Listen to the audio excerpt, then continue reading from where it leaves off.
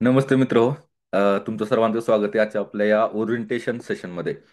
ठीक आहे. तर तुम्हा सर्वांना माहिती आहे की आता एमपीएससीचा जो आहे तो नवीन पॅटर्न सुरू झालेला आहे. नवीन पॅटर्न म्हणजे डिस्क्रिप्टिव्ह पॅटर्न. ठीक आहे. त्याच्यामध्ये आपल्याला क्वेश्चन अँड आन्सर जे ऑब्जेक्टिव्ह होतं तसं न राहता तो आपल्याला लिहायचे आहेत, उत्तरं लिहायची आहेत. काही 10 मार्कचे क्वेश्चन असतील, काही 15 मार्काचे असतील, काही 20 मार्काचे असतील. त्यामध्ये जीएसचे 4 टाईप आहेत. म्हणजे युपीएससीचा जो पॅटर्न आहे तोच पॅटर्न एमपीएससीने सुद्धा आता स्वीकारलेला आहे. आणि त्यामध्ये जीएस मध्ये फर्स्ट, सेकंड, थर्ड, फोर्थ असे 4 जीएसचे पेपर आहेत.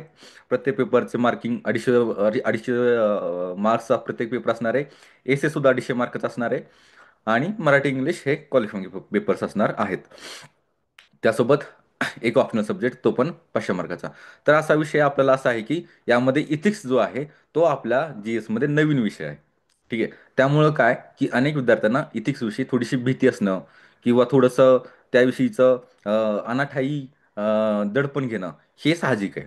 तर आपलं इथिक्स हे जे आहे त्याचं आपण आज ओरिएंटेशन सेशन घेणार आहोत. इथिक्सचा पॅटर्न कसा असेल, सिलेबस काय आहे, त्यामध्ये त्याचं डिकोडिंग कसं करायचं, त्यामध्ये इथिक्समध्ये तयारी करताना कोणत्या गोष्टीची काळजी घ्यावी, आन्सर रायटिंग कशी करावी, या सर्व गोष्टींचा आपण आज थोडक्यामध्ये पाहणार आहोत. तर मित्र, कोणताही आपण टाइम न दवडता आजच्या आपल्या या व्हिडिओला सुरुवात करूयात, आजच्या आपल्या सेशनला सुरुवात करूयात. तर मित्र, GS4 हा इथिक्स आहे. ठीक आहे. इथिक्सला आपण काय म्हणणार मराठीमध्ये? नीतिशास्त्र म्हणणार. इथिक्सला काय म्हणणार आपण मराठीमध्ये? नीतिशास्त्र. हे लक्षात ठेवा. आता सर्वप्रथम काय की इथिक्ससाठी कुठला असा स्पेसिफिक बुकलेट वापरायला पाहिजेत का? किंवा इथिक्ससाठी जसं आपण जीएस हिस्ट्रीसाठी करतो, हे स्पेक्ट्रम असलं की त्यातून मॉडर्न इंडिया आपण तयार झाला, किंवा पॉलिटी वाचलं तर त्यामधून आपलं लक्ष्मीकांत मधून आपली पॉलिटीची तयारी केली. तर ते आपला एक ठोकताळा किंवा एक साचेबंद अभ्यास आहे. तसं इथिक्सचा जो आहे तसा एक साचेबंद अभ्यास नाही आहे. इथिक्सला तुम्हाला तुमचं डेली लाईफचा अनालिसिस करावं लागेल, करंट अफेअरचा अनालिसिस करावं लागेल. त्यामधून तुम्हाला सिलेबस आणि तो जो तुमचा वैयक्तिक एक्सपोजर आहे, वैयक्तिक एक्सपिरियन्स आहे, त्याला तुम्हाला कनेक्ट करावं लागेल. आणि त्यातून तुमची इथिक्स विषयीची अंडरस्टँडिंग बेटर होईल. त्याचा असा फायदा होईल की ज्यावेळेस तुम्ही केस स्टडी तुमच्यासमोर येईल त्यावेळेस तुम्ही एक प्रॅक्टिकल वेनं एक रिझनिंग देऊन तुम्ही चांगल्या प्रकारे सोडू शकता. राईट. तर सुरुवात आपण या सेशनची करूयात की एपीजे अब्दुल कलाम यांचं कोट आहे, ड्रीम ड्रीम ड्रीम. ठीक आहे. म्हणजे स्वप्न बघा, स्वप्न बघा, स्वप्न बघा. स्वप्नांचं रूपांतर कशामध्ये होतं? विचारांमध्ये होतं. आणि विचारांचं रूपांतर तुमच्या कृतीमध्ये होतं. आणि तुम्ही कृती केली की तुम्हाला तुमच्या आयुष्यामध्ये यश मिळत जातं.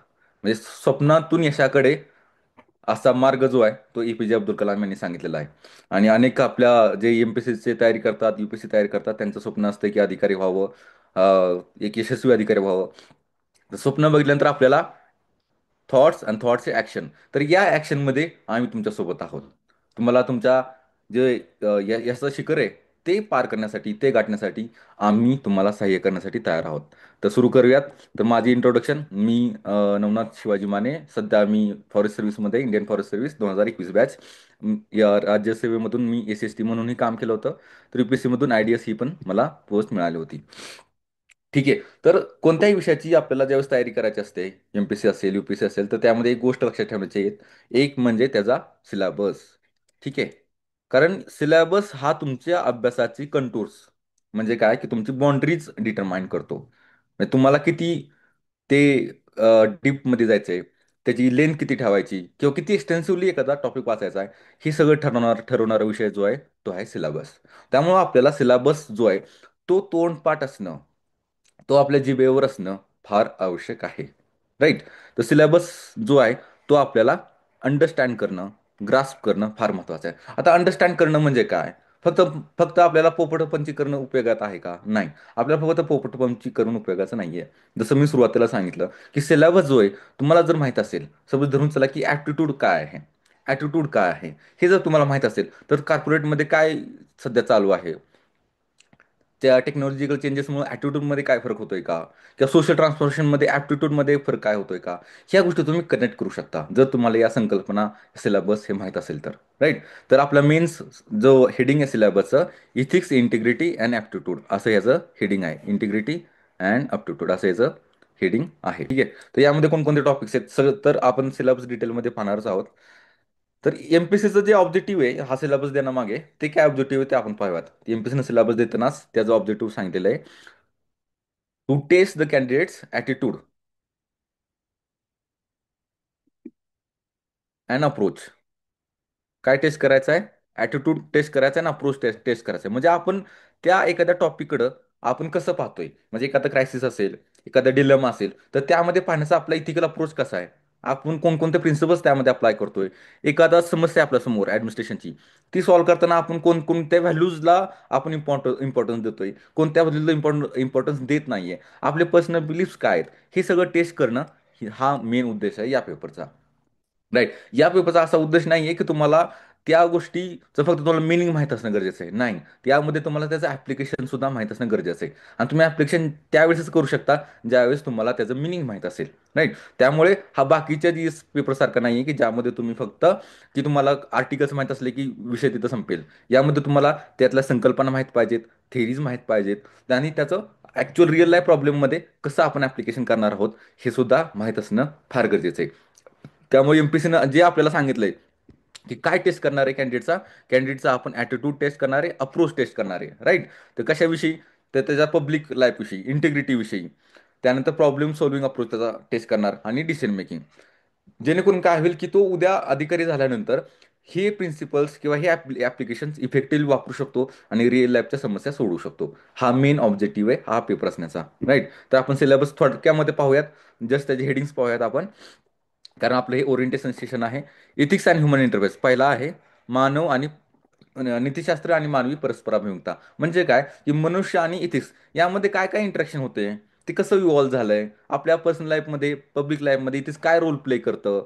आपण जे ग्रेट लीडर्स आहेत किंवा रिफॉर्मर्स आहेत किंवा थिंकर्स आहेत, त्यांनी आपल्याला कोणकोणत्या थेरीज दिल्यात किंवा त्यांनी आपल्याला कोणते लेसन्स दिलेत आणि ते लेसन आपण कसे इन्कल्केट करतो, किंवा आपण आपले स्वतःचे जे इथिक्सचे कन्सेप्ट आहेत कसे डेव्हलप करतो, त्यामध्ये सोसायटीचा रोल काय राहतो, फॅमिलीचा रोल काय राहतो, ही गोष्टींचा अभ्यास करणं या पहिल्या चॅप्टरमध्ये अपेक्षित आहे. त्याला म्हणतो आपण इथिक्स अँड ह्युमन इंटरफेस. म्हणजे काय की आपलं इंटरेक्शन कसं राहतं, आपण एकमेकांवर कसं इन्फ्लुअन्स होतं. म्हणजे आपण इथिक्सला पण शेप देतो आणि इथिक्स सुद्धा आपल्याला शेप देत असतं. याचा अभ्यास आपण इथिक्स आणि ह्युमन इंटरफेसमध्ये करणार आहोत. सेकंड जो आहे ॲटिट्यूड. ॲटिट्यूडला आपण काय म्हणतो? अभिवृत्ती. राईट. तर ॲटिट्यूड म्हणजे काय? जसं आपण आता नॉर्मल म्हणतो की एखाद्या गोष्टीकडे पाहण्याचा आपली दृष्टिकोन कसा आहे. ठीक आहे. म्हणजे एखादा ग्लास, सिंपल उदाहरण जसं की एखादा ग्लास पाण्यानं अर्धा भरलेला आहे. तर अर्धा भरलेला आहे, अर्धा रिकामा आहे. कसा पाहता तुम्ही? हा तुमचा ॲटिट्यूड सांगतो. एखादी समस्या आली तुमच्या आयुष्यामध्ये, तर त्या समस्येकडे तुम्ही सकारात्मक रीतीने पाहता, त्या समस्येमुळे तुम्ही बॅकडाऊन होता. तुम्ही स्वतःला निराशामध्ये पाहता. ह्या गोष्टीवर आपण म्हणतो की याचा ॲटिट्यूड पॉझिटिव्ह, याचा ॲटिट्यूड निगेटिव्ह आहे. मी याचा अभ्यास करणं आपल्याला या चॅप्टरमध्ये अपेक्षित आहे. नेक्स्ट जो आहे तो ॲप्टिट्यूड. ॲप्टिट्यूड म्हणजे काय? एखादं स्किल लर्निंग ॲबिलिटी. म्हणजे तुम्ही एखादं, जसं की एखादा क्रिकेट प्लेअर आहे, ठीक आहे, स्पोर्ट्समन आहे. तर त्याच्या स्पोर्ट्समध्ये जे काही त्याचे स्किल्स आहेत, तो किती फास्टली तो अक्वायर करतोय. त्यामध्ये तो इनोव्हेटिव्हनेस कसा आहे त्याचा, ते स्किल अप्लाय करण्यामध्ये. तो चॅलेंजिंग सिच्युएशनमधून तो कसा ते स्किल हँडल करतोय. याची ही संकल्पना म्हणजे ॲप्टिट्यूड आहे. मग आता ॲप्टिट्यूड सिव्हिल सर्वंटसाठी कोणता आहे, ही आपण पाहणं आवश्यक आहे. मग ॲप्टिट्यूड म्हणजे काय की एखादं प्रेशर आलं, पॉलिटिकल प्रेशर आलेलं आहे, सोशल प्रेशर आलेलं आहे, दंगे सुरू आहेत, किंवा एखादा फायनान्शियल क्रायसिस आहे. मग यामध्ये तुमचं ॲप्टिट्यूड सिव्हिल सर्वंटचा काय टेस्ट होणार? तुमचं नॉलेज टेस्ट होणार, तुमचं इमोशनल इंटेलिजन्स टेस्ट होणार, त्यानंतर रिलेशनशिप हँडलिंग जे आहे, स्ट्रेस हँडलिंग आहे, ते टेस्ट होणार. मग हे जे स्किल आहे, तुम्ही कसं इफेक्टिव्हली ती सिच्युएशन हाताळता, त्याला आपण ॲप्टिट्यूड म्हणतो. त्यानंतर foundational values of civil services. Right. आता आपल्याला माहिती आहे की कॉन्स्टिट्यूशनमध्ये काय फाउंडेशन, आपले राईट्स आहेत, फाउंडेशनल राईट्स, ठीक आहे, त्याला मूलभूत अधिकार असे आपण म्हणतो. तसं काही व्हॅल्यूज आहेत त्या सिव्हिल सर्व्हिसेसचा बॅकबोन तयार करतात. म्हणजे काय की त्या व्हॅल्यूज जर आपण काढून टाकल्या, तर सिव्हिल सर्व्हिस काय होणार? कोलॅप्स होणार. सिव्हिल सर्व्हिसचा आत्मा गायब होणार. त्याला आपण म्हणतो फाउंडेशनल व्हॅल्यूज. म्हणजे काय? मूलभूत तत्व. ठीक आहे. त्यांना आपण म्हणतो फाउंडेशनल व्हॅल्यूज. मग त्यामध्ये आपल्याला सिलेबसमध्ये दिले आहेत, जसं की इंटिग्रिटी आहे, इम्पार्शलिटी आहे, नॉन पार्टिसनशिप आहे, ऑब्जेक्टिव्हिटी, डेडिकेशन, या आपल्या फाउंडेशनल व्हॅल्यूज आहेत. या व्हॅल्यूज प्रत्येक ऑफिसरमध्ये, प्रत्येक सिव्हिल सर्वंटमध्ये असणं फार इम्पॉर्टंट आहे. ठीक आहे. म्हणजे अपेक्षित आहे. जी रिक्रुटिंग बॉडी आहे, एमपीएससी असेल, यूपीएससी असेल, त्यांना अपेक्षित आहे की या फाउंडेशनल व्हॅल्यूज आहेत. शिवाय युके मधली कमिटी होती, नोलन कमिटी, त्यांनी सुद्धा या 7 फाउंडेशन व्हॅल्यू सांगितल्या होत्या. नेक्स्ट कन्सेप्ट आहे इमोशनल इंटेलिजन्स. म्हणजे काय? भावनात्मक बुद्ध्यांक. ठीक आहे. इमोशनल इंटेलिजन्स म्हणजे भावनात्मक बुद्ध्यांक. म्हणजे काय की तुम्ही तुमच्या भावनांचा कसा सकारात्मक रीतीने वापर करून घेताय, तुम्ही भावनांना कसा इफेक्टिव्हली मॅनेज करताय, तुम्ही जर डिप्रेशनमध्ये जात असाल, मग सपोज निगेटिव्ह फिलिंग येते, मग तुम्ही त्या निगेटिव्ह फिलिंगमधून स्वतःला वर कसं काढता? पॉझिटिव्ह फिलिंग असेल, तर त्या पॉझिटिव्ह फिलिंगला तुम्ही कसं हँडल करता? तुमची एनर्जी कशी चॅनलाइज करता? तुम्हाला एखाद्यानं रागवलं, तर तुम्ही स्वतः कसं ते घेता? तुमच्या इमोशनला तुम्ही कसं काम करता? या सर्व गोष्टींचा समावेश इमोशनल इंटेलिजन्समध्ये होतो. मग तुम्ही प्रशासनात काम करत असताना इमोशनल इंटेलिजन्सचा कसा वापर करणार? हा याचा अभ्यास आपण या चॅप्टरमध्ये करणार आहोत. राईट. नेक्स्ट टॉपिक आहे contribution of moral thinker and philosophers from India and world. म्हणजे भारत आणि जगात लक्षात ठेवा, इथं दोघांमध्ये सांगितलेले आहे. भारत आणि जग या दोन्हीमध्ये जे थिंकर्स होते, विचारवंत होते, जे तत्वज्ञ होते, ज्यांनी अनेक थिअरी सांगितलेत, अनेक व्हॅल्यू सांगितल्या जगाला, त्यांचा अभ्यास आपण यामध्ये करणार आहोत. आता यामध्ये स्पेसिफिकली एमपीएससीचा आपण एक तयारी करत आहोत, त्यामुळे आपल्याला महाराष्ट्रातले सुद्धा मोरल फिलॉसॉफर्स असतील, थिंकर्स असतील, यांच्या पण व्हॅल्यूज आपल्याला पाहायला पाहिजे. महाराष्ट्रामध्ये संत साहित्य फार मोठ्या प्रमाणावर आहे. तर संत साहित्याच्या ज्या व्हॅल्यूज आहेत, त्याच्यामध्ये कंपॅशन, अनुकंपा असेल, प्राणीमात्रांविषयी प्रेम असेल, मानवता असेल, या व्हॅल्यूज आणि त्यांचे कोट्स काय आहेत, त्यांच्या स्टोरीज काय आहेत, हे आपल्याला कलेक्ट करणं आवश्यक आहे. त्यानंतर public service values and ethics in public, हा मोठा चॅप्टर आहे, हा फार महत्वाचा चॅप्टर आहे. Public service values and ethics in public administration. ठीक आहे. तर यामध्ये हे दोन जे शेवटचे चॅप्टर राहतात, हे आपल्याला जनरली असं वाटतं की हे GS2 म्हणजे पॉलिटीचा जो पेपर आहे, त्याला साधर्म्य असलेले हे दोन चॅप्टर आहेत. परंतु अनेकदा विद्यार्थ्यांचं इथंच मिस्टेक होती, की क्वेश्चन आपल्याला असं वाटतो की हा GS2चा आहे, आणि आपण जर GS2 प्रमाणे लिहिलं तर आपल्याला इथिक्सला मार्क येत नाहीत. आपल्याला हा अँसर, आपल्याला तो क्वेश्चन सिलेबसला कनेक्ट करायचा आहे. सिलेबसच्या कोणत्या पॉईंटवर हा क्वेश्चन आलाय, आणि त्यानुसार आपलं उत्तर लिहायचं आहे. कारण सिटीजन चार्टर, अकाउंटेबिलिटी, या गोष्टी सुद्धा पॉलिटीमध्ये आहेत. गव्हर्नन्स, गुड गव्हर्नन्स, या गोष्टी पॉलिटीमध्ये आहेत. ठीक आहे. तर या गोष्टी आपल्याला, जसं की corruption, work culture, public funds, या सगळ्या गोष्टी आपलं कन्फ्युजन होतं. ते कन्फ्युजन न व्हावं, त्यामुळे आपलं सिलेबस काय आहे ते माहीत असलं पाहिजे. कोणत्या सिलेबस, कोणत्या टॉपिकपासून हा क्वेश्चन आलाय हेच माहीत पाहिजे. त्यानंतर आपण आपल्या उत्तराची फ्रेमिंग जी आहे, आपण उत्तर लिहिणं, हे फार आपलं इझिली होत जातं. त्यामुळे आपल्याला सिलेबस माहीत असणं आवश्यक आहे. आता या दोन चॅप्टरमध्ये आपण काय पाहणार आहोत? या चॅप्टरमध्ये real time governance related issues पाहणार. म्हणजे कोणते? तसे करप्शन. प्रशासनामध्ये करप्शन फार मोठी समस्या आहे. मग त्या करप्शनचे काय रिझन्स आहेत, इथिकल रिझन्स काय आहेत, हे आपण पाहणार. मग त्या सोल्युशन्स काय आहेत, इथिकल सोल्युशन्स काय आहेत, ते पाहणार. त्यानंतर इंटरनॅशनल रिलेशनमध्ये स्टेटचं काय रिलेशन असतं. ठीक आहे. IR मध्ये इथिक्सचा काय रोल आहे, हे पण आपण पाहणार आहोत. इथे इथे आहे, याच्यावर डायरेक्ट क्वेश्चन विचारलेले आहेत UPSC आतापर्यंत. फंडिंगमध्ये काय रोल आहे इथिक्सचा, जे डेव्हलपिंग नेशन्स आहेत त्यांना कसं दाबलं जातं, त्यांचं कसं शोषण केलं जातं, तिथं कसं इथिक्स आवश्यक आहे, हे आपण पाहणार आहेत. अनेक कार्पोरेटचे स्कॅम आपल्याला पाहायला मिळतात. ठीक आहे. तर कार्पोरेट स्कॅममध्ये इथिक्सचा अभाव असतो. मग ते इथिक्सचा अभाव होऊ नये म्हणून आपण काय करायला पाहिजे, गव्हर्नमेंटच्या कोणत्या पॉलिसीज आहेत, इंटरनॅशनल लेवलला कार्पोरेट गव्हर्नन्स विषयी काय बोललं जातं, हे आपण यामध्ये पाहणार आहोत. तर हे दोन चॅप्टर जे आहेत ते फार डिटेल्ड आहेत, फार मोठे आहेत, आणि याचा क्वेश्चन सुद्धा, केस स्टडी सुद्धा सुद्धा मोठ्या संख्येने येतात. त्यामुळे हे दोन चॅप्टर फार महत्त्वाचे आहेत. आणि नेक्स्ट जो आहे तो केस स्टडीचा त्यांनी दिलेला आहे. आता मित्र, यामध्ये दोन प्रकारचे आपल्याला सेक्शन्स आहेत. सेक्शन ए आहे, सेक्शन बी आहे. सेक्शन ए मध्ये थिअरी विचारली जाते, आणि सेक्शन बी मध्ये केस स्टडीज. आता केस स्टडीज म्हणजे काय? केस स्टडीज म्हणजे थिअरी ज्या आहेत त्याचं प्रॅक्टिकल ऍप्लिकेशन. तुम्ही अप्लाय कसं करता ते सोडवताना. म्हणजे डिओन्टॉलॉजी आहे, ठीक आहे, किंवा लिबरलिझम आहे, युटिलिटिझम, उपयुक्तवाद आहे. तर उपयुक्तवादाचं ऍक्च्युअल रिअल लाईफमध्ये तुम्ही कसं ऍप्लिकेशन करणार. ठीक आहे. तर डिओन्टॉलॉजीचं कसं ऍप्लिकेशन करणार, त्याचं सांगणार, किंवा त्याचा वापर आपण कसं करणार, त्यासाठी या थेरीज हा क्वेश्चन दिलेला आहे. UPSCचा जर पॅटर्न पाहणार, तर साधारणतः 55 ते 55% आसपास थेरी केस स्टडीज विचारली जाते. 45% आसपास, सॉरी, 55% आसपास केस स्टडीज विचारले जातात, आणि 45% आसपास थेरीज विचारली जाते. हे लक्षात ठेवा. हे यामध्ये चेंज होऊ शकतो. हे त्यांचं डिस्क्रिप्शन आहे, पेपर सेटरचं डिस्क्रिप्शन राहतं. राईट. आता आपण सिलेबस पाहिलेला आहे मित्र. तर आपण आता पाहणार आहोत स्ट्रॅटेजी. तर हा पेपर नवीन असल्यामुळे अनेक लोकांना याविषयीच्या शंका आहेत. अनेक लोकांना तयारी कशी करावी या शंका आहेत. तर मित्र, या पेपरमध्ये हा जर तुम्ही व्यवस्थित एक राईट अप्रोच ठेवून तयारी केली, दररोज थोडी थोडी तयारी केली, तर तुमचा इथिक्स हा GS मधला सगळ्यात टॉपचा स्कोरिंग विषय होणार आहे. लक्षात ठेवा, इथिक्स हा स्कोरिंग विषय आहे. तुम्हाला यामध्ये सर्वात जास्त GS मधले मार्क मिळवायचे आहेत, सर्वात जास्त. त्यामुळे इथिक्स GS4ची प्रिपरेशन स्ट्रॅटेजी जी आहे ती फार महत्त्वाची आहे.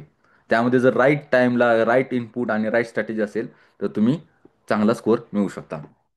सर्वप्रथम काय करायचं आपल्याला? सर्वप्रथम आपल्याला कीवर्ड्स गोळा करायचे आहेत. म्हणजे डेफिनेशन्स माहीत पाहिजेत. सिंपल वर्ड्समध्ये कीवर्डची डेफिनेशन माहीत पाहिजे. सिंपल वर्ड्स, एकदम सिंपल. म्हणजे जे तुम्ही रात्रीच्या 2 वाजता तुम्हाला झोपेतून उठवलं, तरी तुम्ही इथिक्स आणि इंटिग्रिटीला फरक सांगू शकता. व्हॅल्यूज अँड मोरॅलिटी मधला फरक सांगू शकता. इथिक्स अँड मोरॅलिटी मधला फरक सांगू शकता.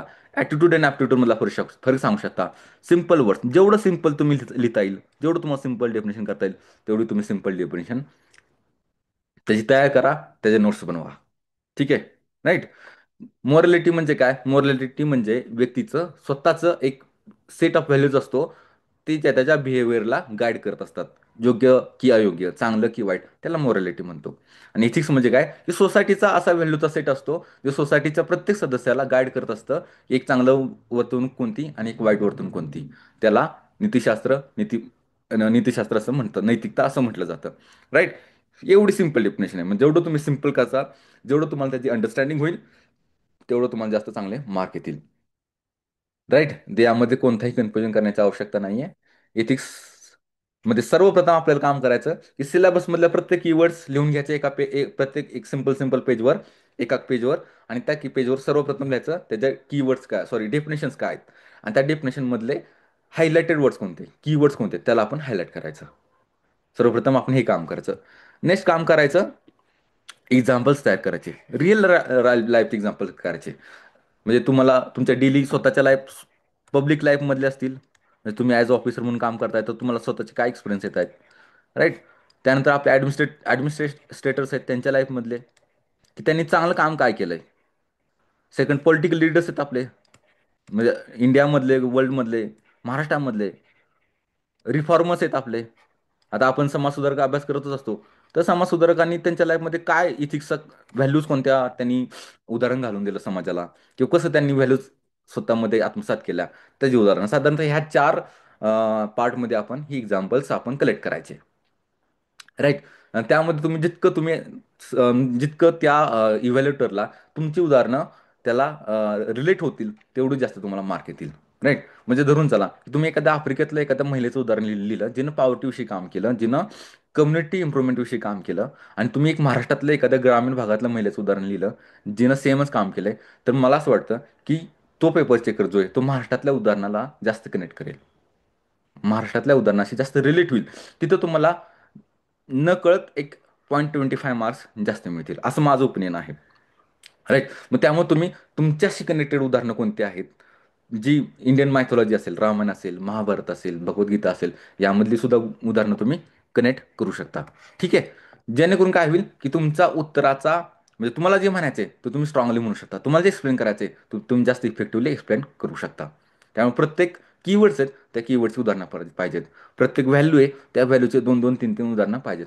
पूर्ण अशी स्टोरी नाही लिहायची आपल्याला पूर्ण पानभर. एक 3 सेंटेन्समध्ये, एक 4 सेंटेन्समध्ये ते ते उदाहरण काय आहे, आणि त्यातून ती व्हॅल्यू कशी दिसते, ते तत्व कसं दिसतं, ते मूल्य कसं दिसतं, ते आपल्याला सांगायचं आहे.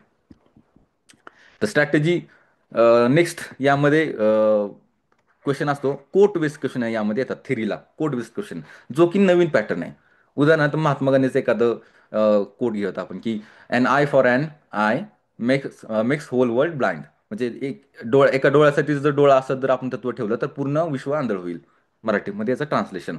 मग यावर आपण कसं उत्तर लिहिणार, असे आपल्याला कोट्स 10-10 मार्काला विचारले जातात.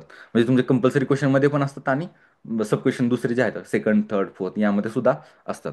तर यामध्ये आपण कसं एक्सप्लेन करणार, ते आपण आता पाहूयात. आणि ही एमपीसीच्या मुलांसाठी हा पॅटर्न नवीन आहे. राईट. सर्वप्रथम कोट काय तो जाणून घ्या, अंडरस्टँड करून घ्या, कोटला काय म्हणायचंय. मग त्याचा ऑथर कोण आहे, तुम्हाला माहित असेल ऑथर कोण आहे, किंवा त्याचा कॉन्टेक्स्ट काय आहे. सपोज धरून चला की वर्ल्ड वॉर 2 संदर्भामध्ये अमेरिकन प्रेसिडेंट यानं काय कोट केला होता, किंवा ब्रिटनच्या प्रेसिडेंटने काय कोट केला होता. ठीक आहे. की bullet is better than the ballot, किंवा ballot is better than the bullet, revolution through the ballot is better than the bullet, असं एक कोट असू शकतो. आता आणि एकदा काय होतं की आपल्याला त्या थिंकर्स माहीत नसतो, किंवा तो विचारवंत, तो कोट सांगणारा व्यक्ती, फेमस पर्सनॅलिटी माहीत नसते. परंतु त्या कोटचा आपण अर्थ लावू शकतो. राईट. की जसं महात्मा गांधी 7 सीन्स आहेत. Commerce without morality is a sin. म्हणजे नैतिकतेशिवाय व्यवसाय, उद्योग हा गुन्हा आहे. ठीक आहे. म्हणजे आपल्याला जरी त्याचा कोट म्हणजे व्यक्ती माहीत नसेल, तरी त्याचा कॉन्टेक्स्ट काय आहे तो आपण जाणून घ्यायचा. त्याचं मीनिंग काय ते पहिल्यांदा जाणून घ्यायचं. सुरुवातीला काय करायचं, की त्या कोटचा मीनिंग काय आहे तो पहिल्यांदा एक्सप्लेन करायचा 2 सेंटेन्समध्ये, 3 सेंटेन्समध्ये. ठीक आहे. त्यानंतर तो तो एक्सप्लेन केल्यानंतर त्याचे एक्झाम्पल्स द्यायचे आहेत. Commerce without morality is a sin. याचं एक्झाम्पल काय आहे? मग आपण सांगू शकतो, की आणि कॉर्पोरेटेड जे आहेत. आता हा क्वेश्चन कुठं रिलेट होतो आपल्या सिलेबसला बघा. आता मी तुम्हाला म्हटलं होतं, की सिलेबसला रिलेट करायचं. हाच क्वेश्चन आपल्या सिलेबसला रिलेट होतो कॉर्पोरेट गव्हर्नन्समध्ये. कॉर्पोरेट गव्हर्नन्सचे ऑलरेडी आपण 3-4 एक्झाम्पल आपल्याला असणार आहेत आपल्याकडं. पॉझिटिव्ह पण आणि निगेटिव्ह पण. मग आपण तिथं लिहायचं कॉमर्स विदाउट रिॲलिटीमध्ये काय काय इश्यूज होतात, की यामध्ये प्रॉफिट ओरिएंटेड असतं, एक्स्ट्रीम ग्रीड तयार होते. राईट. त्यानंतर लेबरचं राईट्स एक्सप्लॉटेशन होतं, पॉलिटिकल कनेक्शन होतात, त्यानंतर क्रोनी कॅपिटलिझम तयार होतं. त्यानंतर तिथं एन्व्हायरमेंटमध्ये जे डिस्चार्ज आहेत, वेस्ट वॉटर डिस्चार्ज होतं, त्यामुळं हार्मफुल इन्ग्रेडियंट एन्व्हायरमेंटमध्ये जातात. नदी पोल्युशन होतं, एअर पोल्युशन होतं आहे, लोकांच्या राईट टू लाईफ जे आहे, क्लीन एअर, त्याचं हॅम्परिंग होतं, त्याच्यावर निगेटिव्ह इम्पॅक्ट होतोय. या गोष्टी आपण तिथं लिहू शकतो. मग पॉझिटिव्ह एक्झाम्पल पण आपण लिहिलं पाहिजे, की जर कॉमर्स विथ इंटिग्रिटी असेल किंवा कॉमर्स विथ मॉरॅलिटी असेल, तर कसं चांगलं होतं. ज्यामध्ये मग आपण टाटाचं उदाहरण देऊ शकतो. ठीक आहे. टाटाचं उदाहरण आपण त्यामध्ये देऊ शकतो. त्यानंतर आपण जे मायक्रोसॉफ्ट आहे त्यांचं जे कॉर्पोरेट सोशल रिस्पॉन्सिबिलिटीमधून जे चांगलं काम करतात त्याचं आपण उदाहरण देऊ शकतो. पाणी फाउंडेशनचं उदाहरण देऊ शकतो. मग असं आपण उदाहरणं देऊन मग आपण त्याला जस्टिफाय करायचं. एखाद्या महान व्यक्तीचं एखादं कोट असतं, स्टेटमेंट असतं, तर ते आपल्याला डायरेक्टली क्वेश्चनमध्ये विचारलं जातं. आणि त्यामध्ये असं असतं, की याचं ॲप्लिकेशन काय? करंट लाईफमध्ये, करंट पॉलिटिकल लाईफमध्ये, करंट जनरल लाईफमध्ये याचं ॲप्लिकेशन काय? असं किंवा रिलेव्हन्स काय असा आपल्याला क्वेश्चन विचारला जातो. तर साधारणतः त्याचं फ्रेमवर्क जे आहे ते आपल्याला पहिल्यापासूनच डिसाईड करणं आवश्यक आहे. साधारण सर्वात प्रथम काय की पहिल्यांदा आपल्याला तो कोड काय आहे तो माहीत असणं गरजेचं आहे. ठीक आहे. तो व्यक्ती काय आहे, ते कोणत्या कॉन्टेक्स्टमध्ये त्या व्यक्तीने कोड दिलाय हे माहीत असणं गरजेचं आहे. आणि एकदा काय होतं की आपल्याला तो व्यक्ती माहीत नसतो, त्याचा कॉन्टेक्स्टही माहीत नसतो. या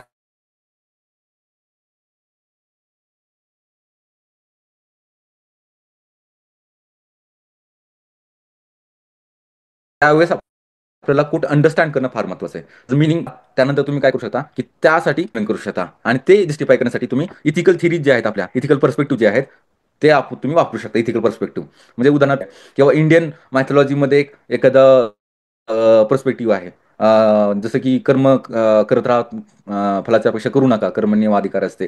तर हा पर्स्पेक्टिव्ह तुम्ही वापरू शकता. असं नाही की आपल्याला कंप्लीटली वेस्टर्न थिंकरच लिहायचे आहेत किंवा कंप्लीटली वेस्टर्न फिलॉसॉफरच लिहायचे आहेत. आपण आपल्या इंडियन नॉलेज सिस्टम जी आहे, म्हणजे आपल्या संतांनी एखादं मार्ग दाखवला असेल, कंपॅशनचा दाखवला असेल, डिव्होशनचा सांगितलं असेल, सत्याचं सांगितलं असेल किंवा महात्मा गांधींचं तुम्ही एखादं स्टेटमेंट त्यामध्ये लिहू शकता.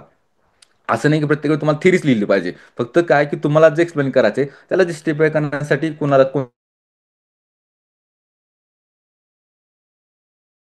कोणत्यातरी व्यक्तीचं एखादं कोट माहीत पाहिजे. कोणत्यातरी एकदा काय होतं, की कोट पॉझिटिव्ह असतील असं नाही आणि निगेटिव्ह कोट पण असतात इथिकली. मग ते जे कोट आहे त्याला आपल्याला क्रिटिसाइज करावं लागतं त्या कोट्सला. त्या कोटचा आपल्याला वीकनेसेस काय ते सांगायला लागतात. राइट. त्यानंतर आपण काय करायचं त्यामध्ये नेक्स्ट जो सेक्शन येईल त्यामध्ये आपल्याला रिअल लाईफ एक्झाम्पल्स सांगायचे त्यामध्ये.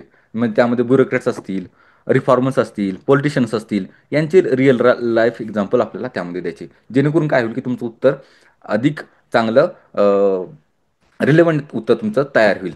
आणि सगळ्यात महत्त्वाचं, की त्या प्रत्येक क्वेश्चनसोबत एक असं स्टेटमेंट असतं, की त्या रिअल लाईफमध्ये त्याचं ॲप्लिकेशन काय? तर ते ॲप्लिकेशन आपल्याला त्या कोडचं लिहिणं आवश्यक असतं. ते शेवटच्या पॅरामध्ये आपल्याला ते लिहायला पाहिजे. त्याचा रिलेव्हन्स जो आहे कंटेंटरी इश्यूमध्ये तो आपल्याला लिहायचा आहे. राईट. ही झाली कोड बेस्डची स्ट्रॅटेजी. आता एक एक कोट आपण उदाहरणाखातर घ्यावं तिथे, की ethics is the knowing difference between what you have right to do and what is right to do. Right. आता वर पाहता दोन्ही तर मला सेमच वाटते. परंतु तसं नाहीये. What what you have right to do म्हणजे तुम्हाला काय करण्याचा अधिकार आहे. राईट म्हणजे अधिकार काय आहे तुम्हाला काय करण्याचा आणि काय करणं योग्य आहे. यामधला जेव्हा तुम्हाला फरक माहीत असेल ते म्हणजे तुमची नैतिकता असते. राईट. आता त्याचं उदाहरण कसं, उदाहरण तर मी तुम्हाला सांगतो, की रिअल टाईम छत्तीसगडमधलं उदाहरण आहे. एक गरीब परिवार होता. आई आणि मुलगी होती आणि त्यांना ते जे आपलं पी-डी-एस आहे त्यावर अवलंबून होते आणि त्यावेळेस नुकतंच गव्हर्नमेंटनं आधार बेस बायोमेट्रिक सुरू केलं होतं आणि त्या लेडीचं बायोमेट्रिक कन्फर्म होत नव्हतं.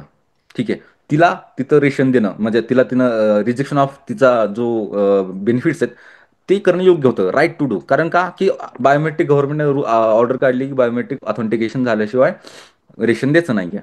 मग हे करणं योग्य होतं. मग त्यानं काय झालं, ॲज पर लिगली आपण जर विचार केला तर ते योग्य आहे. परंतु ती जी फॅमिली होती ती पूर्णपणे या रेशनवर डिपेंडंट होती.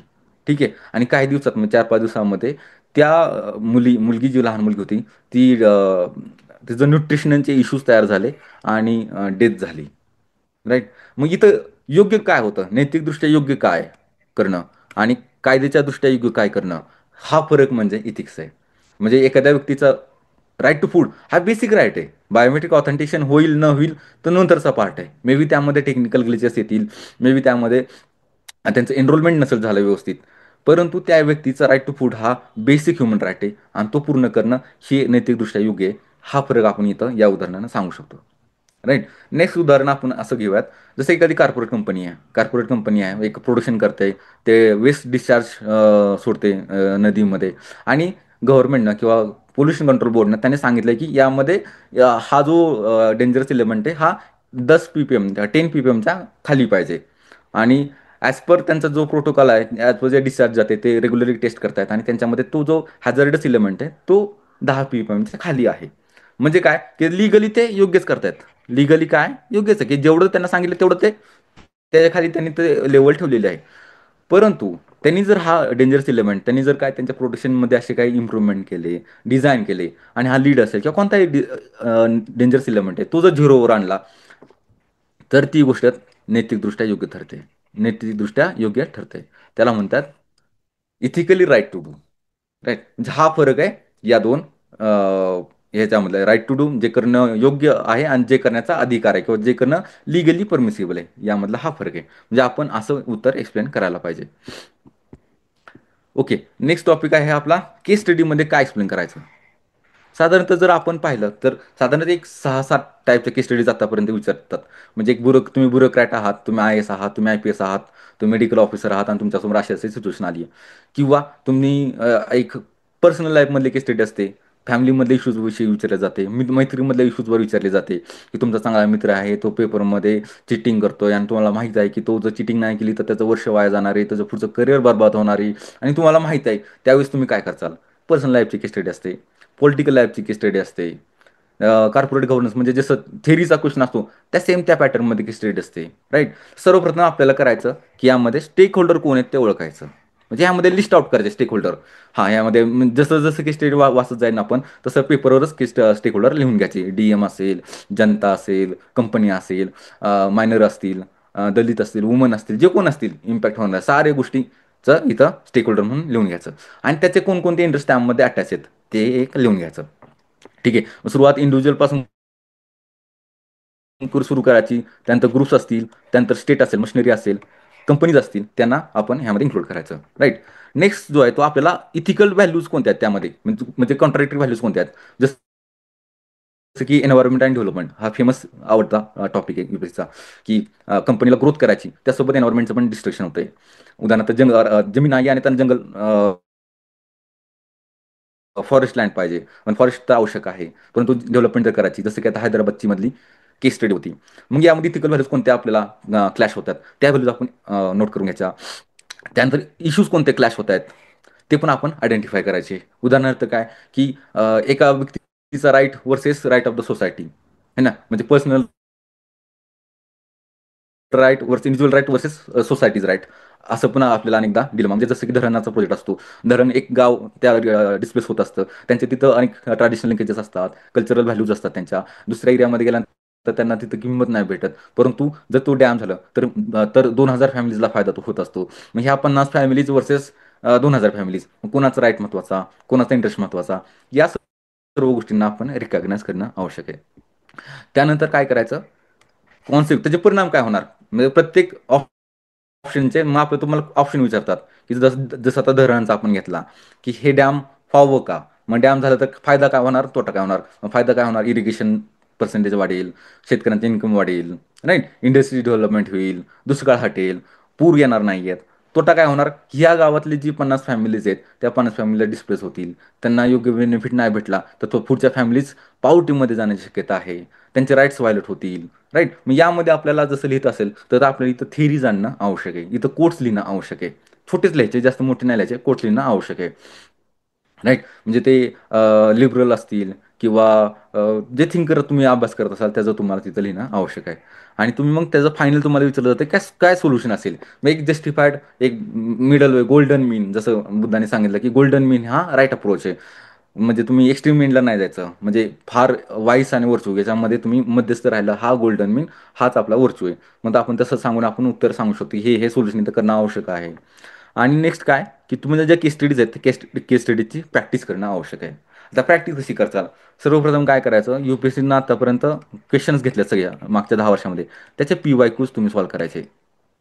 राईट? त्यानंतर काय करायचं, कोणते क्लास असेल UPSCचा, विजन आय एस असेल, थोरम आय एस असेल, त्याच्या टॉपरच्या पेपर्स त्यांनी अपलोड केले त्यांच्या वेबसाईटला, टॉपर्स कॉपीज. तर त्या टॉपर्सनी हे कसं सोडवलं आहे, केस स्टडी कशी सोडवली, हे तुम्ही पाहायचं. राईट? जेणेकरून काय होईल, की जेणेकरून तुम्हाला एक अप्रोच भेटेल, की टॉपर्सनी कसं उत्तर सोडवलं, त्यांनी कोणत्या व्हॅल्यूज सांगितल्या, त्यांनी कोणता कोट इथं वापरला आहे, त्यांनी अनालिसिस करताना कोणती नवीन मेथड वापरली आणि ते तुम्ही तुमच्या उत्तरामध्ये इन्क्लूड करायचं. जेणेकरून काय होईल, की तुमची तयारी सोपी होईल. केस स्टडीमध्ये तुम्ही चार्ट वापरू शकता, डायग्राम वापरू शकता, त्यामध्ये काही नाही आहे. आणि जेवढं तुम्ही जास्त प्रॅक्टिस कराल केस स्टडीची, तेवढं जास्त तुमची भीती कमी होईल आणि तुम्ही जास्त कॉन्फिडेंटली तुम्ही पेपरला सामोरे जाल. त्यामुळे रेग्युलरली मॉक टेस्ट द्या. जसं आता म्हटलं होतं, की तुम्हाला व्हॅल्यूज असतील किंवा कीवर्ड्स असतील, त्याचे उदाहरणं माहीत असणं गरजेचं आहे. पर्सनॅलिटीज ज्या आहेत, त्या माहीत असणं गरजेचं आहे. उदाहरणार्थ आता आपण कसं गोळा करायचं ते आपण या उदाहरणातून पाहूया. राईट?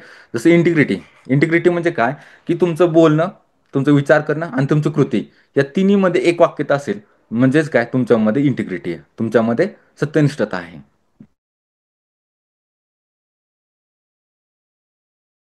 इंटिग्रिटीला मराठीमध्ये सत्यनिष्ठता म्हणतात. तर तुकाराम महाराज म्हणतात. म्हणजेच काय, संत तुकाराम महाराजांनी सुद्धा इंटिग्रिटीला प्राधान्य दिलेलं आहे. तर मित्रो, ते एम व्ही विश्वेश्वरैया हे आपल्या भारतामधलं एक फार फेमस पर्सनॅलिटी भारतामध्ये होऊन गेली. त्यांनी अनेक इंजिनिअरिंगचे मार्वलस प्रोजेक्ट त्यांनी भारतामध्ये एस्टॅब्लिश केले. आणि त्यांचं एक सिंपल उदाहरण आपण या उदाहरणातून इंटिग्रिटी काय असते ते आपण स्पष्ट करूयात. ते एकदा गव्हर्नमेंट गेस्ट हाऊसला थांबले होते. ज्यावेळेस ते गव्हर्नमेंटचं काम करत होते, ज्यावेळेस ते ॲज अ दिवाण म्हणून काम करत होते म्हैसूर संस्थानचे, त्यावेळेस ते संस्थानानं जी जी त्यांना मेणबत्ती दिली होती, कॅन्डल दिली होती, ते ते वापरत होते. आणि ज्यावेळेस त्यांनी पर्सनल काम म्हणजे एखादं पर्सनल लेटर लिहायला सुरुवात केली, त्यावेळेस त्यांनी ती गव्हर्नमेंटने दिलेली मेणबत्ती आहे ती विझवली आणि स्वतःची पर्सनल खर्चातनं जी मेणबत्ती आणली होती ती लावली. जेणेकरून काय होईल, गव्हर्नमेंटचं मी काम करतोय, मी गव्हर्नमेंटचे रिसोर्स वापरेन. माझं जे पर्सनल काम असेल त्यावेळेस माझं पर्सनल रिसोर्स वापरेन. यातून काय दिसते, यातून त्यांची इंटिग्रिटी दिसते. राईट? नेक्स्ट जे आहे ते बघा, एम्पॅथी आणि कम्पॅशन. अनुकंपा आणि सहानुभूती. तर मदर तेरेसा जे आहेत ना, जे फॉरेनमध्ये जन्म झाला होता त्यांचा, ते भारतामध्ये आल्या आणि भारताच्या होऊन गेल्या. त्यांनी पुअरेस्ट ऑफ द पुअर यासाठीच त्यांचं स्वतःचं जीवन व्यतीत केलं. गरीबातला गरीब म्हणजे कोलकातामध्ये स्लम होत्या, त्यांना मग एज्युकेशन असतील, हेल्थ असतील, या सर्व सर्व्हिसेस त्यांनी प्रोव्हाइड केल्या. राईट? त्यामुळे मदर तेरेसांच्या लाईफमध्ये आपल्याला कोणतं उदाहरण भेटतं, एम्पॅथी आणि कम्पॅशनचं. त्यानंतर ब्युरोक्रेसीमधलं कुठलं उदाहरण घेणार आपण, ब्युरोक्रेसीमधलं TN सेशन. तर मित्र, सध्या इलेक्शन कमिशन फार चर्चेमध्ये आहे, त्याच्यावर फार टीका होते आणि एक व्यक्तीचं नाव कायम पुन्हा पुन्हा पुन्हा पुन्हा येत राहतं. का? कारण त्याने गाजवलेली कारकीर्द असते. ज्यावेळेस TN session as a chief election commissioner होते, त्यावेळेस त्यांनी मॉडेल कोड ऑफ कंडक्ट लागू केला आणि तो इतका इफेक्टिव्हली इम्प्लिमेंट केला, की गव्हर्नमेंट मशिनरीचं मिसयूज होणं, फ्रॉड होणं, त्या सर्व गोष्टी त्यांनी त्यावेळेस थांबवल्या आणि इलेक्शन कमिशन ऑफ इंडियाची क्रेडिबिलिटी वाढवली. ठीक आहे. TN सेशन आज पदावरून निवृत्त होऊन सुद्धा जवळपास 23-24 वर्ष झाली, तरी त्यांचं नाव घेतलं जातं. कारण या माणसानं ॲडमिनिस्ट्रेशनमध्ये इंटिग्रिटी असेल, ठीक आहे, इंडिपेंडंटनेस असेल, तो त्याचं उदाहरण त्यांनी घालून दिलं. तर हे आपण जसं रिअल लाईफ एक्झाम्पल पाहतो, ॲडमिनिस्ट्रेटरची पाहिली, भूतकाळातली पाहिली, तर करंटमधल्या सुद्धा लोकांची आपण उदाहरणं लिहिली पाहिजेत. जसं आता ते संजीव चतुर्वेदी जे आहेत, ते IAS ऑफिसर्स आहेत आणि त्यांना मॅक्सेसे अवॉर्ड भेटलेला आहे. सर्वांना माहिती आहे मॅक्सेस अवॉर्ड कशासाठी दिला जातो. तर त्यांनी एम्समधलं करप्शन एक्सपोज केलं होतं. मग आपण हे जे ट्रान्सपरन्सी असेल, अकाउंटेबिलिटी असेल, हे ज्यावेळेस आपण एक्सप्लेन करत असू त्यावेळेस आपण संजीव चतुर्वेदी यांचं नाव लिहिलं पाहिजे. आणि पब्लिक सर्व्हिसमधली एम्पॅथी, तर जसं आता एक पोलीस कॉन्स्टेबल आहेत, पोलीस हेड कॉन्स्टेबल तिरुपूरमध्ये, तर त्यांनी आर प्रकाश नावाचे हे कॉन्स्टेबल आहेत, तर त्यांनी जे होमलेस महिला आहेत त्यांच्यासाठी स्वतःच्या पैशातून एक लहान शेल्टर उभं केलं. राईट. मग ही आपण उदाहरणं आपण लिहिलं पाहिजे, रिअल लाईफ उदाहरणं आपण लिहिलं पाहिजे. या उदाहरणं काय होईल की तुमच्या उत्तराला, तुमच्या अनालिसिसला एक क्रेडिबिलिटी मिळून जाणार. ठीक आहे. त्यानंतर आपण फक्त रिअल रिअल लाईफ नाही तर मायथॉलॉजिकल उदाहरणं सुद्धा आपण लिहिली पाहिजेत. म्हणजे आपण जे रामायण बघितलं, महाभारत पाहिले, की भगवद्गीता पाहिली किंवा आपल्या काही स्टोरीज आहेत, त्या स्टोरीजमधून सुद्धा आपण लिहिलं पाहिजे. जसं युधिष्ठिर हा, युधिष्ठिरला न्यायासाठी प्रसिद्ध युधिष्ठिर आहे, इम्पार्शिलिटीसाठी प्रसिद्ध आहे. ज्यावेळेस त्यांना चॉईस होती की त्यांना एक भाऊ जिवंत करायचा होता, तर त्यांनी नकुलाला जिवंत केलं, ना की त्यांचा स्वतःचा सखा भावाला. नकुल हा त्यांचा सावत्र भाव होता. ठीक आहे. तर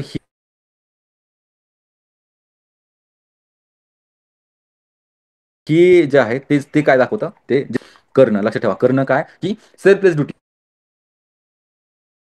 म्हणजे कर्तव्य जे आहे, कर्तव्य करत असताना स्वतःच्या हिताचं लक्ष, स्वतःच्या हिताचं सॅक्रिफाईस करणं, त्याला प्राधान्य न देणं, याचं उदाहरण आहे. म्हणजे कर्णाला माहित होता की जे पांडव आहेत हे माझे बंधू आहेत, माझे भाऊ आहेत, परंतु दुर्योधन हा मित्र आहे आणि दुर्योधनाला मी मैत्री खातर मी त्याची बाजू सोडू शकत नाही. मला त्यासाठी लॉयल राहणं, लॉयल्टी ठेवणं, ही माझं व्हॅल्यू आहे, ही माझी कमिटमेंट आहे, ही मी पूर्ण करणार. ठीक आहे. तर कर्णाचं आपण उदाहरण यामधून देऊ शकतो. तर मित्र, असं आपण इथिक्सचं ही तयारी यामधून करू शकतो. यामध्ये आपल्याला नवीन जे आहे ते कोड बेस्ड क्वेश्चन्स येणार आहेत, केस स्टडीज आहेत. तर जितकी जास्त केस स्टडीची प्रॅक्टिस कराल, जितकं जास्त अनालिसिस कराल, तेवढी जास्त केस स्टडीज लिहिणं तुम्हाला आवश्यक आहे. तर मित्रो, आमचा सिम्प्लिफाय आयस हा प्लॅटफॉर्म आहे. आम्ही यावेळेस राज्यसेवा मेन्ससाठी एक इंटिग्रेटेड बॅच आम्ही सुरू केलेली आहे पुण्यामध्ये. तर मी स्वतः इथिक्स मी शिकवणार आहे, मी पुण्यामध्ये शिकवणार आहे आणि यासोबत आमची टीम आहे. या टीममध्ये दत्ता सर आहेत, विक्रम पाटील आहेत, हरिदत्त माने आहे, चांगदेव गायकवाड आहेत, सतपाल गोडसे आहेत आणि अजूनही UPSC मधून सिलेक्टेड कॅन्डिडेट्स आहेत जे स्वतः तिथं शिकवतील. ठीक आहे. यासोबतच आम्ही ॲग्रिकल्चर ऑप्शनलची ही बॅच लॉन्च केलेली आहे आणि ॲग्रिकल्चर ऑप्शनलमध्ये जे ऑलरेडी सिलेक्टेड कॅन्डिडेट्स आहेत ते तुम्हाला शिकवणार आहेत. तर तुम्हाला या मेन्स प्रिपरेशनमध्ये जास्तीत जास्त सहाय्य होईल यासाठी आम्ही प्रयत्न करणार आहोत. तुमच्या काही शंका असतील, काही अडचणी असतील किंवा काही तुम्हाला इंटरेस्ट असेल एनरोलमेंटसाठी, तर तुम्ही नक्कीच या दिलेल्या फोनवर कॉन्टॅक्ट करा. We are here help you. तर मित्र, थँक्यू. तुम्ही इथपर्यंत हा व्हिडिओ पाहिल्याबद्दल आणि येणाऱ्या मेन्स परीक्षेसाठी तयारीसाठी आमच्या सिम्प्लिफाय एस टीमकडून शुभेच्छा. थँक्यू.